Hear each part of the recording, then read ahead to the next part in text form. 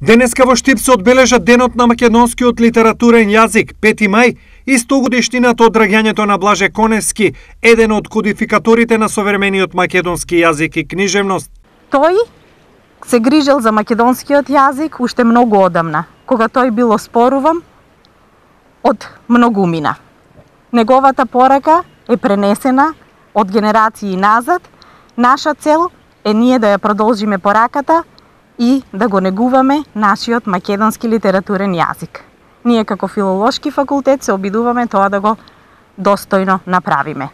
По тој повод, најдобрите средношколци кои учествуваа на конкурсот за најдобар есеј ќе добијат и бесплатна стипендија во првата година од студирањето. На овој начин ние покажуваме грижата за средношколците и се обидуваме достојно да ги наградиме сите љубители на пишаниот збор.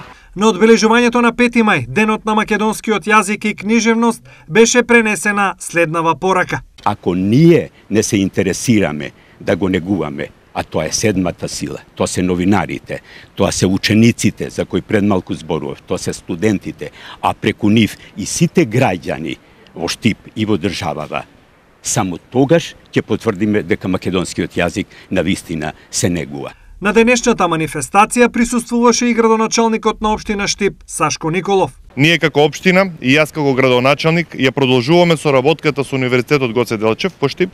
Стоиме на располагање при реализација на вакви и слични активности на филолошкиот факултет, бидејќи сметам дека колку повеќе јазици знаеме, толку повеќе сме интелектуално побогати.